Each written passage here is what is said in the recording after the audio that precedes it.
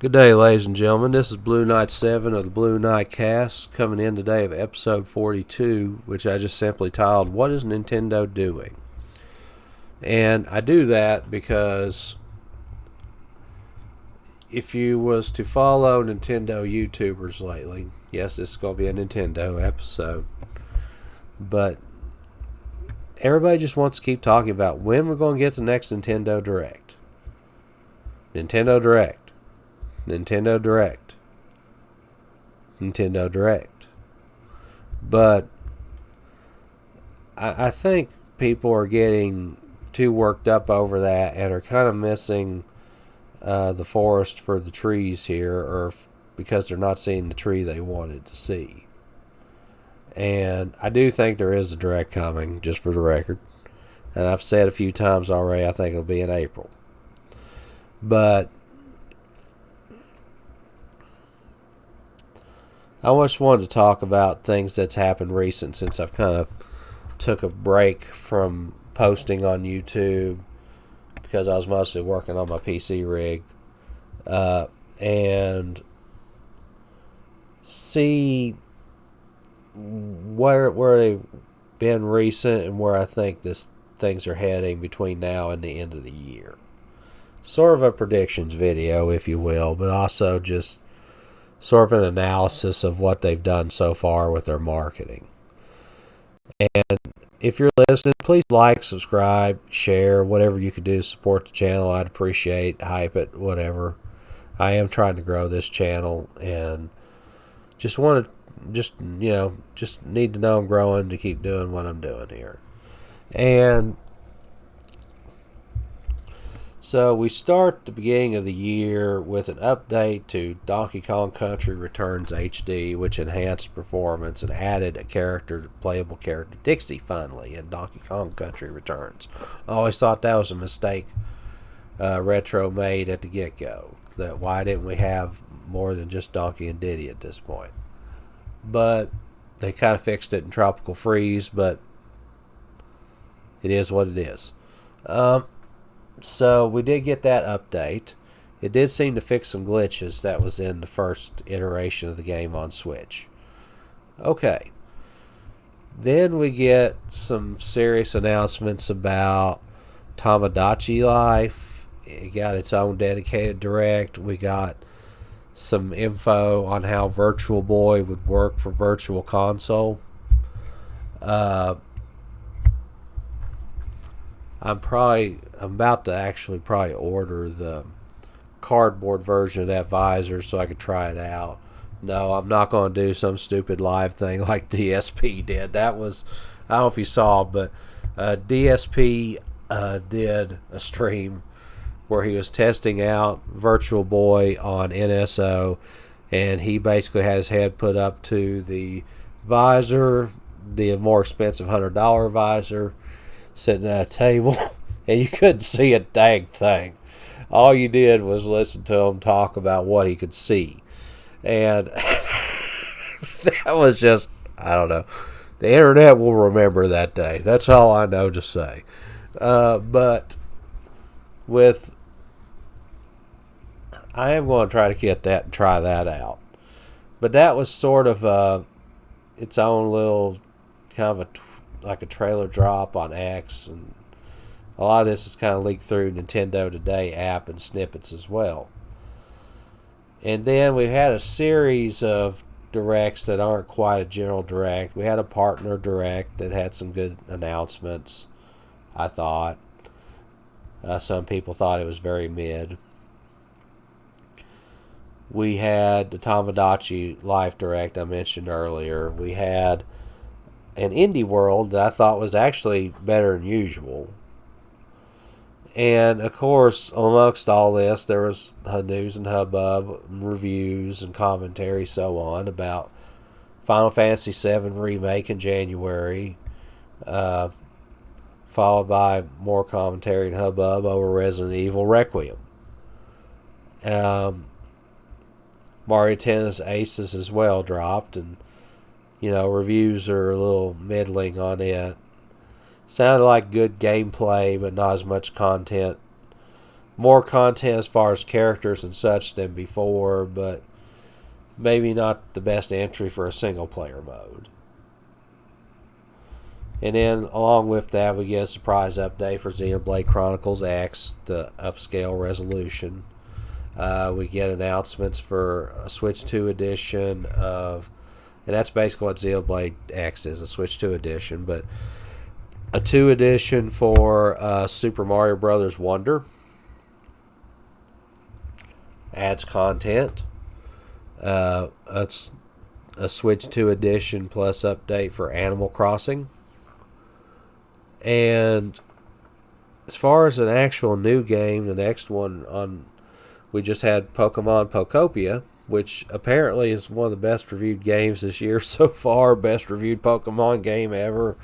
A weird mix of Pokemon, Minecraft, Animal Crossing, Dragon Quest Builders that seems to be at least reviewing very well, and I'm sure it's going to end up selling very well. So that was a game we knew was coming that maybe was better than everybody thought it would be. And the next one I think on the horizon would be Yoshi's Game, which is coming into May. And, those games aren't for everybody. And, they are kind of for a younger audience, I would argue. But that's what we know about. Also, which to me is the true elephant in the room that not everybody's paying full attention to, I would argue, is the fact that we're getting the Mario Galaxy movie on April 1st. And it seems there's a lot of hype for that movie, at least, with the trailers and everything and all the discourse on hidden character, maybe some unexpected cameos and surprises within that movie. For those who've been following close, I'll just say yes, I think Fox McCloud may show up in it, even if it's for a second. I think there's something going on there. But all of this has led to some frustration over whether or not a Nintendo Direct is a general Direct that will give details on games coming out in the last half of the year. We know about Fire Emblem Fortune's Weave. Should come out sometime this year. And there's a game called Splatoon Raiders, sort of a spin-off of Splatoon.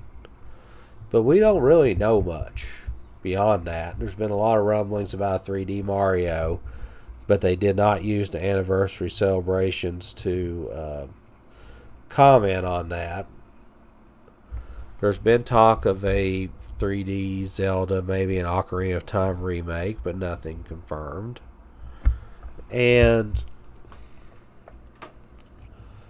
there's just a lot of people honestly want to know what are they going to be able to get this holiday season, or at least the last half of this year. And Nintendo's been pretty silent about that. Leakers, the biggest topic in leaker discourse was probably Nash Weedle swearing up and down that it was going to be a general direct in February or March, with sources pushing them more towards February. That didn't truly happen. March didn't happen so far. I guess it could still happen, but I'm losing confidence on that one. And I'm going to stick to the guns that I have all along and say, yes, I do think a general direct will come, and it will come in April, and it will be after that movie is released in theaters. Because getting to the core question I'm posing, what is Nintendo doing? I think they're just focused on that movie. I think they are, releasing the games we already knew about. You could argue that, they kind of told us about 6 months ahead what they were doing already with these, and now they're not doing that for the last half of the year. But I think they did it because when you look at the lineup, it's not the most exciting lineup you've ever seen.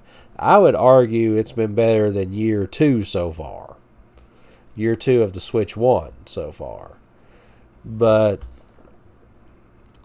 they knew these bigger third-party games like Final Fantasy and Resident Evil were coming out. They let them breathe. They put their smaller things out. Who knows how long they were sitting on that Xenoblade X update, Mario Wonder update. They just let them drop now, and they're hoping to get Switch 2 owners that maybe didn't have those Switch 1 games to reinvest or invest in the Switch 1 library a little bit, or buy the Switch 2 editions, or update their old games if they do have them. And they're just trying to get through the first half of the year and get that Mario movie out in theaters, because Nintendo does stand to make some good money off of that movie. I think that's what's going on. Now, the other thing I would say is that, yes, they do need to talk more about what they have in the last half of the year, because surely they got more than that, right? But I think whatever it is, they didn't want to overshadow the movie right now in discourse, public discourse. So I think that's really what it is. Let's get past April 1 and you'll see something. That's my theory. If we don't, June like everybody else does. I don't think there'd be anything in May. Now, what could we see? Like I say, last half of the year, I would like to think we'd have to get a release date for those 2 games I mentioned earlier sooner or later. I do think that there's going to be something else for the holiday. 3D Mario, I think it's possible. I think that there's been one in the wings. Maybe they were finishing it, polishing it. But I think there's going to be one. Whether it comes out this year or early next is another question, but I think we'll see it. Legend of Zelda. There's usually something Zelda related every year, like it or not. So I feel like there's also something to be shown in the wings for that too. But the real question is, when. I'm saying April, definitely by June. That would be my answer. And why are they doing this way? I really do think they're trying to steer clear of the movie. Just let it get all the press and attention they can give it. So I think that's basically what they're doing for the first half of 2026. Get the smaller stuff out. Yeah, I'm calling it smaller stuff. Not that it isn't good. But get the smaller stuff out. I do think Pokemon Pokopia was expected to be a big deal on their end. Maybe not so much on our end, but now it's been communicated. So I do think that was supposed to be a bigger deal than what we had seen. And, for all I said, there was actually 2 other bits of news we got this year that we hadn't seen. That wasn't expecting. One was, I guess the first one was kind of expected, where we had the Gen 10, I believe, or Gen 11 Pokemon Winds and Waves coming in 2027. The second thing would be this, I think it happened just yesterday or the day before, for a boost mode for Switch 2 in handheld mode, which basically lets you play Switch 1 games on the 1080p screen in handheld mode at 1080p, which you wasn't doing before. You see, with Switch 1 games, they were always coded to play 720p or so in handheld and then 1080p max on the TV. It tricks them into thinking they're always on TV, so it's 1080p on the handheld mode. And there was no drag, no special presentation, nothing ceremonious or anything. It was just in the notes of the latest firmware update that most people are just rolling their eyes about and making jokes about how stable the Switch 2 is now. To me, that could have been a part of a direct, like in the middle where they're talking something hardware-wise you wasn't expecting them to. But no, they just patch notes. Maybe it's just, a lot of this to me is just Nintendo being Nintendo. Their priorities are not always what you think it should be, and they do what they want. They beat to their own drum, and if they frustrate people, they don't care. They'll just put out the next product. And that's what they're doing. They're beating their own drum. But I do think the first half of this year was about drop all this small stuff as it comes and focus on the movie. Now, after April 1, we're kind of in mid-year. I do think that's when they'll start the transition and actually put out information on the last half of the year, April, rolling into May, June. And we'll start to see in April and June actual general directs with actual announcements. More third-party stuff, of course. I think that's going to start to accelerate at this point because Switch 2 is kind of caught on as far as some demand in Japan, and just the Japanese developers are going to get on the bandwagon if nobody else does.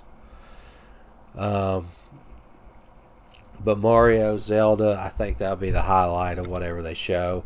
I would love to see something else, Star Fox, F-Zero, but I think Mario and Zelda are going to kind of take the lead here, as usual.